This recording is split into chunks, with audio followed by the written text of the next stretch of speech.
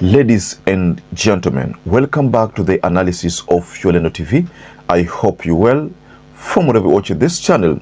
Now, I have a very important question that I wish to share with you, ladies and gentlemen. Just tell us below in the comment section what you think about this whole drama. Do you think this story of DIG Lagat ni mchezo ya town? Ushasikia ile kitu nasema hii ni mchezo wa town. Mchezo wa town ni mchezo ya wajanja. Do you think this story surrounding DIG Lagat stepping aside, the whole drama, ni mchezo ya town? Why am I giving you that kind of question there, ladies and gentlemen? It's very simple. I've heard what George Wajakoya shared. There's a video here I'm going to share about the statement regarding George Wajakoya. And George Wajakoya has asked a very important question. Kwani hakuna mtu ambaye ana PhD kwa police force mwingine ambaye yuko qualified, mtu ambao ana masters huko kwa police force ambaye anaweza occupy hiyo position ya DIG? Especially this man, and I hate to tell him this because of the fact that he comes from Sugoi, he comes from Eldoret. He has to be put there for the kids to be shot, for people to be killed. You think we are happy with that? What kind of policy is that? Wajakoya is wondering, how comes lazima iwe ni huyu? Of course, I know Kenyans are also asking themselves, kwani lazima awe ni huyu? But that is because of a presentation in court. Now, the NPS and the Attorney General, Dorcas, submitted a letter to the courts objecting all petitions that have been filed to seek the removal of DIG Lagat and to block the return of DIG Lagat to office. Petitions. So, this is the main reason why George Wajakoya reacted. Akijiuliza, kwani lazima awe huyu? Now, I want us to explore this story further, and I'm going to share a video regarding the statement from Wajakoya in a short while. But first and foremost, as usual, ladies and gentlemen, do support this work by liking this video to enable you to share the video to many people. Subscribe to our channel if you're not subscribed before, and to our existing subscribers, thank you so much for supporting this channel.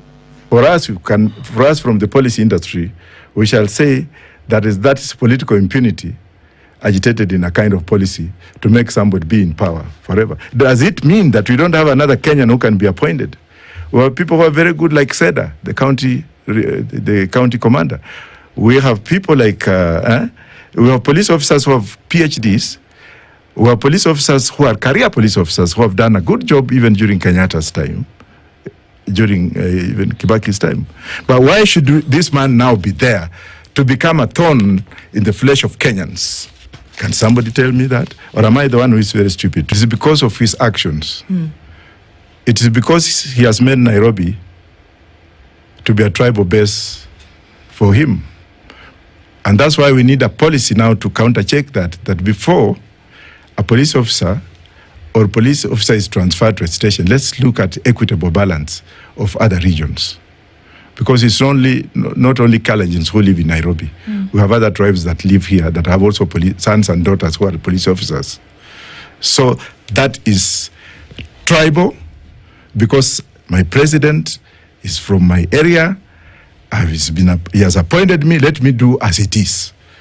Wajakoya has been one of those people who has never liked the idea that DIG Lagat is still in office. Of course, maybe not physically, but when I say he's in office, I mean he's still the DIG. He has not been replaced. He has been one of those people who wonders kwani lazima awe yeye.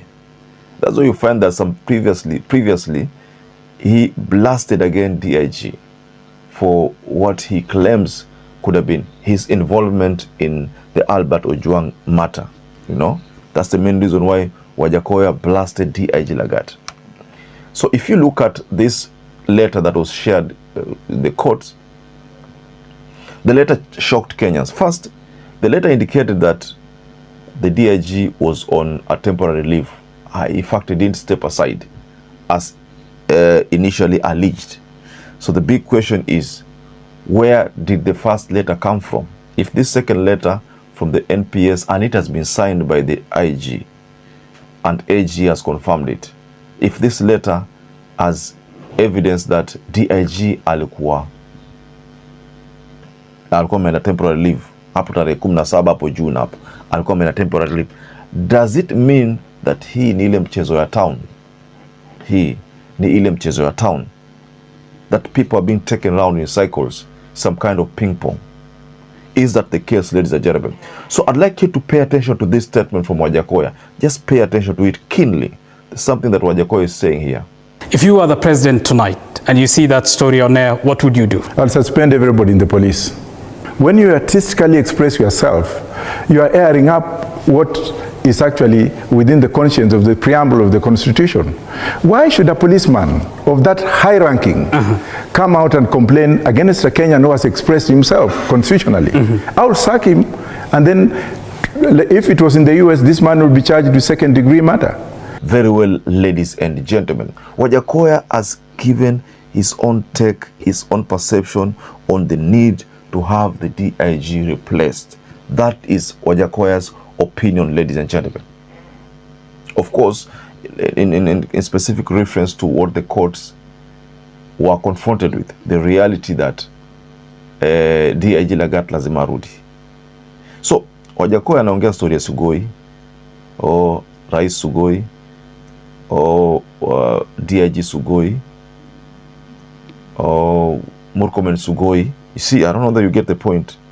So that is what Wajakoya is trying to say. He is trying to say, very simple, that the president was Sugoi, DIG and PS Sugoi, again CS security Sugoi. There's something that Wajakoya anajaribu kuelezea pale. Just take your time and understand it, ladies and gentlemen. I don't want to go much into this because you know the courts are already on it. So sisi tunaongea tu juu tu tukiachia hapo. The courts will make a determination and tell us the way forward, because we have been confronted with the two letters. The first letter, I'm stepping aside. It's alleged it came from the DIG. The second letter from the NPS AG says this DIG, what happened ni kwamba yeye he was only on a temporary leave kwa sababu ya pressure nyingi, alitaka tulize akili, mambo mengi sana, amefanya kazi kwa bidii sana, sasa alikuwa anaenda kupumzika for around 10 days. The big question again here is, recently you saw a letter from the police again, through the police spokesperson, rejecting the public allegations that DIG Lagat was returning to office. So there is a lot of confusion here on the air surrounding this issue of DIG Lagat and the Albert murder probe. But let's just give the court some time. Maybe the courts will give us something so that we can be rest assured that hii mambo iko inakuwa handled professionally. So perhaps if you're watching this video and you've not subscribed, take 1 second and subscribe, like this video. Until you catch up again, stay safe and stay blessed.